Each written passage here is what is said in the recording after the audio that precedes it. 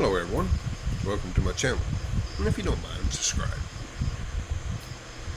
Well, it's another day. It's Sunday morning, and Grace has decided not to go to church this morning. She wants to make a trip to San Carlos to pick up some things that she needs from Virgil's school. So that's what we got on the agenda for the day. And I'm still waiting on my part for the Peso Wi-Fi. You know, I'll never understand shipping in the Philippines. This is the second company that scrambles. I don't see how they make money. I really don't. I ordered my part in Lapa Lapa, which is in the province of Cebu. That's where the airport is and so forth. Now they send the part to Cebu City. It sits for 24 hours. Then they send it back to Lapa Lapa. And it sits there for, I think, almost 15 hours. And it goes back to Cebu.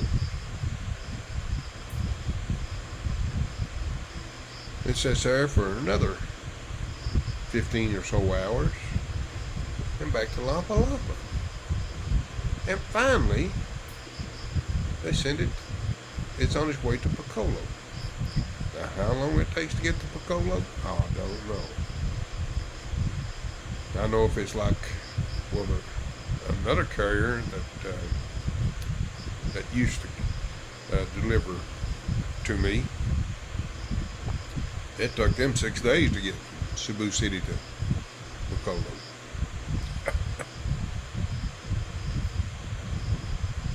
Anyway, I contacted the courier, and she said 3 to 7 days. Now keep in mind, I'm going to post a map. It's 125 kilometers, something thereabouts. I didn't do a screenshot of the distance, but I should have. That's what I recall, which is roughly, 70, 75 miles. It takes a week to travel 75 miles. When I was chatting with the courier, I asked her, I said, do you have a 96-year-old pedal cab driver bringing my parts? They replied, it's how we handle logistics. I said, and I quoted back, I said, you need to find a more efficient way. She said, well, we have to depend on the ferries. I said, well, I know the ferry schedules. There are 2 ferries that I'm aware of, maybe 3 in San Carlos, that travel from Toledo to San Carlos daily, a minimum of each ferry of 3 trips a day. So that's 9 chances per day you got to get it over to Negros. Then I'm aware that you have to go through the hub in Bacolod, which that's only a few hours away if you drive very, very, very slow. Then Bacolod will send it to Cahulian. Usually when it leaves Bacolod, it's usually around 10 o'clock at night, and it's out for delivery the next day here. My curiosity is, how do they make money with sending packages back and forth to all these different locations and nowhere near where it's going? That's not the worst case I've had. That's just one small example. I've had some other cases that would just blow your mind. I had one package I ordered once. It took 3 weeks.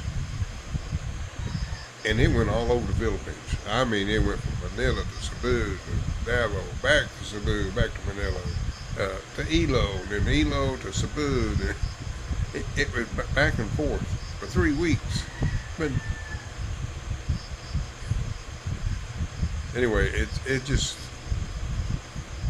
makes me wonder how they stay in business. You know that there's no way to make money sending packages around like that, especially when the shipping fees are so cheap anyway. Now you're only looking. My package is probably about $1 because it doesn't weigh nothing, just a few ounces, just a little bit heavier than a letter. And all that handling, and labor, and transportation. There's no way you make money.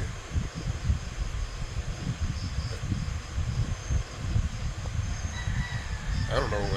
I'm just a hillbilly. I'm, I'm not.